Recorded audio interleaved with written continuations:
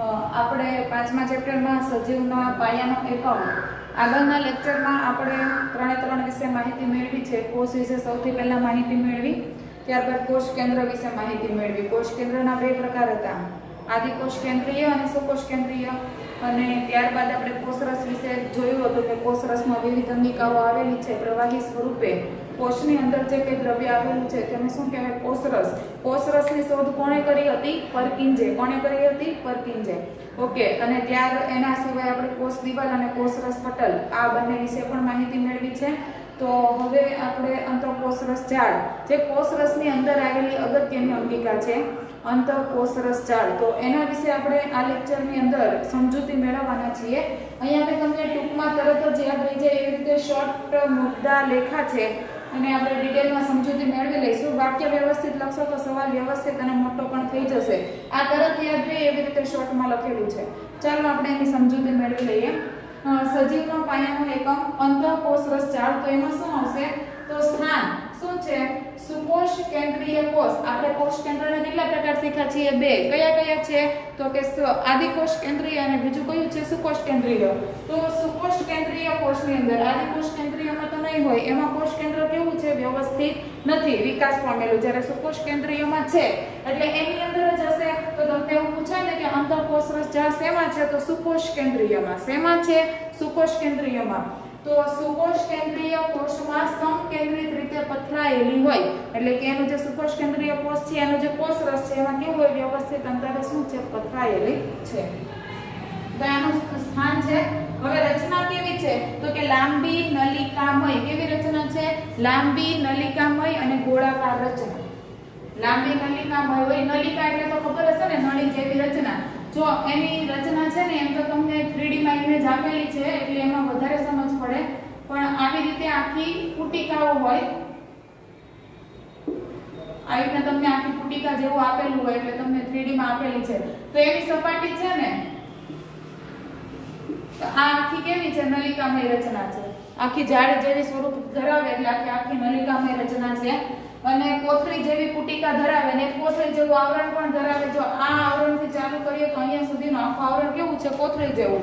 એટલે લખ્યું છે કે લાંબી નલિકામય હોય, ગોળાકાર પણ હોય અને કોથળી જેવી પુટિકા ધરાવતી. પુટિકા એ શું છે? તો કે કોથળી જ છે. એને અહીંયા શું કીધું છે વિજ્ઞાનમાં? પુટિકા. તો કોથળી જેવી પુટિકા ધરાવતી રચના છે. અંતઃકોષરસ જાળની જે સંરચના છે ને, એટલે કે એનું જે દેખાવ આકૃતિ જેવું છે ને, કોના જેવી સંરચના? તો કે કોષરસ પટલની સંરચના જેવી. એટલે મેં તમને અહીંયા બંને ઇક્વલ ટુ કરીને લખેલું છે. આનું વાક્ય કઈ રીતે બનશે?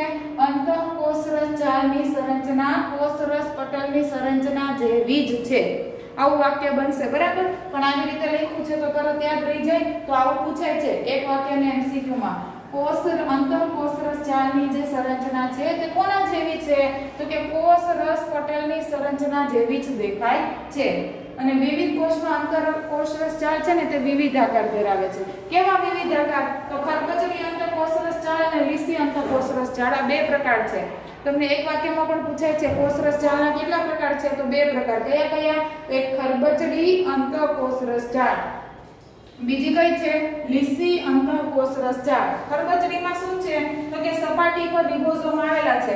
જો આ જે દોરેલું છે ને, આની સપાટી પર આવા કણ સ્વરૂપે શું ચોંટેલા હશે? રિબોઝોમ. આ બધી સપાટી પર કણ સ્વરૂપે શું ચોંટેલા છે? રિબોઝોમ. એટલે રહ્યું છે સપાટી પર રિબોઝોમ્સ હોય અને રિબોઝોમ્સ નું કાર્ય શું છે? તો કે પ્રોટીનના સંશ્લેષણનું. રિબોઝોમ્સ નું કાર્ય શું છે? પ્રોટીનના સંશ્લેષણનું.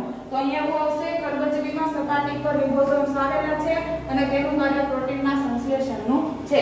જ્યારે લીસી આ બાજુ જે આવેલી છે ને, આ બધી કેવી હશે? લીસી. તમે ચોપડીમાં અને નવનીતમાં વ્યવસ્થિત આકૃતિ છે એકવાર જોઈ લેજો, બરાબર?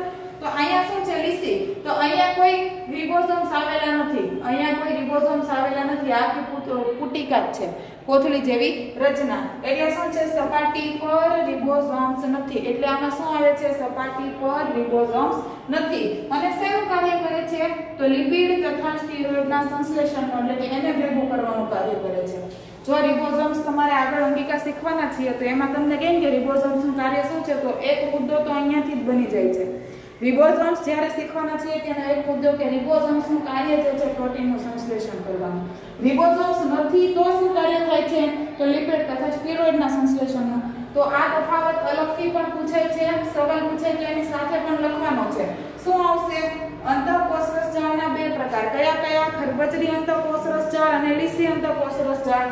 ખરબચડીમાં રિબોસોમ્સ આવેલા છે જ્યારે લીસીમાં રિબોસોમ્સ આવેલા નથી. જો રિબોસોમ્સ આવેલા હોય તો એનું કાર્ય શું છે? પ્રોટીનનું સંશ્લેષણ કરવાનું. રિબોસોમ્સ નથી તો એનું કાર્ય શું છે? તો કે લિપિડ અને સ્ટીરોઇડના સંશ્લેષણનું કાર્ય થાય છે. પાછું એકવાર રિપીટ કરી દઉં. સ્થાન કે તો ક્યાં છે? સુકોષ કેન્દ્રીય જે કોષ છે તેમાં સમકેન્દ્રિત રીતે પથરાયેલી. સ્થાન ક્યાં છે? સુકોષ કેન્દ્રીય કોષની અંદર સમકેન્દ્રિત રીતે પથરાયેલી. રચના યાદ કરો. આકૃતિ જોશો ને તો જ યાદ રહેશે. રચનામાં શું છે? તો કે લાંબી નલિકામય અથવા તો ગોળાકાર અથવા તો કોથળી સ્વરૂપે પુટિકા જેવી રચના. ત્રણ ટાઈપની રચના છે. લાંબી નલિકામય, બીજી કેવી છે? ગોળાકાર અથવા તો કોથળી જેવી પુટિકામય રચના. એટલે રચના પણ થઈ જાય. સ્થાન યાદ રહી ગયું કે સુકોષ કેન્દ્રીય કોષ હોય એના કોષ રસમાં પડેલી છે. રચના કેવી છે? તો લાંબી નલિકામય, ગોળાકાર અથવા તો કોથળી જેવી પુટિકા આવી એની રચના છે. અને બીજું કોના જેવું જ ધરાવે છે? તો કે અંતઃકોષરસ જાળ છે, કોષરસ પટલ જેવી જ સંરચના ધરાવે છે. તો આ એક વાક્ય થઈ જશે. હવે અંતઃકોષરસ જાળ છે દરેક કોષમાં અલગ અલગ આકાર ધરાવે. કાં તો ખરબચડી, લીસી એવી હોય તો ખરબચડી હોય તો રિબોસોમ્સ આવેલા છે અને એનું કાર્ય શું છે? તો કે પ્રોટીનના સંશ્લેષણનું. જ્યારે લીસી હોય તો એમાં રિબોસોમ્સ નથી તો એનું કાર્ય શું છે? લિપિડ અને સ્ટીરોઇડના સંશ્લેષણનું. રહેશે યાદ. તમારે ખાલી એમ જ યાદ રાખવાનું. સ્થાન ક્યાં આવેલું છે? કોષ કેન્દ્રમાં, સુકોષ કેન્દ્રીય કોષમાં કોષરસમાં પથરાયેલી. રચના કેવી? તો કે લાંબી નલિકામય, ગોળાકાર અથવા તો પુટિકા જેવી રચના. કોના જેવી જ સંરચના ધરાવે? તો કે કોષરસ પટલ જેવી જ સંરચના ધરાવે. વિવિધ કોષમાં અલગ અલગ છે. તો કયા બે પ્રકાર છે? એક ખરબચડી છે, બીજી કઈ છે? લીસી. ખરબચડી હશે તો શું થશે? તો ખરબચડીમાં રિબોસોમ્સ છે એટલે પ્રોટીનના સંશ્લેષણનું કાર્ય કરે છે.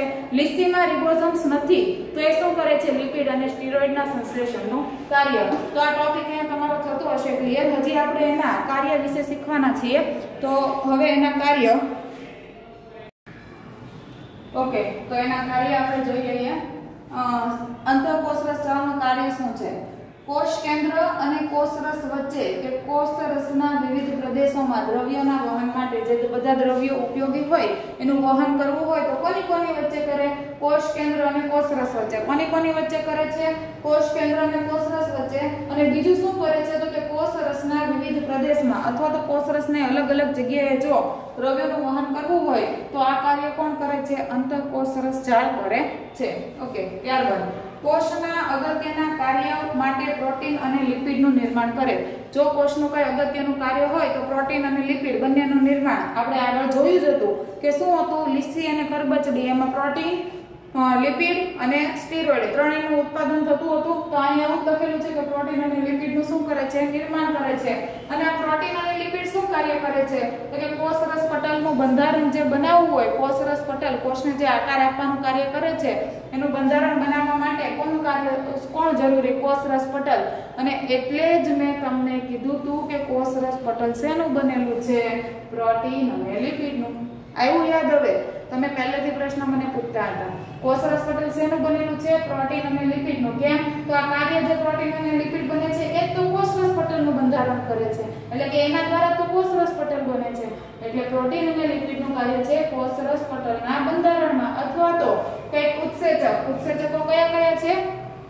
આપણે શરીરની અંદર જે અંતઃસ્ત્રાવો આવેલા હોય, આગળ 8મા ધોરણમાં અંતઃસ્ત્રાવો શીખ્યા છીએ ને કે આપણા પુરુષોમાંથી ટેસ્ટોસ્ટેરોન, સ્ત્રીઓમાંથી ઇસ્ટ્રોજન, તો પ્રોજેસ્ટેરોન, આ બધા જે અંતઃસ્ત્રાવો ઉત્પન્ન થાય છે અથવા તો સ્વાદુપિંડમાંથી ઇન્સ્યુલિન અંતઃસ્ત્રાવ ઉત્પન્ન થાય છે. આવા જે અંતઃસ્ત્રાવો તરીકે પણ કાર્ય કરી દે પ્રોટીન અને લિપિડ. આપણને એવું કહે ને કે અમુક પ્રકારના ખોરાક ખાઓ તો તમારા શરીરમાં ઉણપ છે તે બધી વ્યવસ્થિત થઈ જાય. તેનું કાર્ય છે પ્રોટીન અને લિપિડ. તો અંતઃસ્ત્રાવ અથવા તો ઉત્સેચકો તરીકે પણ શું કરે છે? કાર્ય કરે છે. આગળ જૈવ રાસાયણિક પ્રક્રિયાઓ કુદરતી રીતે આપણા શરીરમાં જે થાય છે એની પ્રવૃત્તિઓ માટે પણ શું કરે છે? બંધારણ પૂરું પાડે છે. અને લાસ્ટ એન્ડ મોસ્ટ આઈએમપી છે, વારંવાર પૂછાય છે અલગથી કે પૃષ્ઠવંશી પ્રાણીના યકૃતમાં લીસી અંતઃકોષરસ જાળ વિષારી દ્રવ્યો એટલે કે જે ઝેરી દ્રવ્યો છે તે અથવા તો તેઓને શું કરે છે? બિન વિષકારક બનાવવામાં ઉપયોગી છે. ઘણી વખત એવું થાય ને કે કોઈનાથી ઝેરી દવા ગળાઈ ગઈ હોય તો પણ એ વ્યક્તિ સારો થઈ જાય છે. પણ આપણે શું કરીએ, અમુક હદ કરતાં પણ વધારે લઈ લીધી હોય ને ત્યારે એનું કાર્ય કેવું પડે, ઓછું પડે. એટલે પણ જો થોડીક માત્રામાં લીધી હોય ને, અથવા તો અમુક એવી દવાઓ આપણાથી ગળાઈ ગઈ હોય, બરાબર, નોર્મલ જે ફિનાઇલ આવે છે તે એવો ટ્રાય તો નહીં કરવી જોઈએ, પણ આ અંતઃકોષરસ ઝાડ શું કરે છે, તેના ઉપયોગી બિનવિષકારક બનાવવામાં કાર્ય કરે છે. એટલે કે અમુક એવા ઝેરી રસાયણો જો આપણામાં જતા રહ્યા હોય તો એને શું કરે છે, બિનવિષકારક બનાવે છે.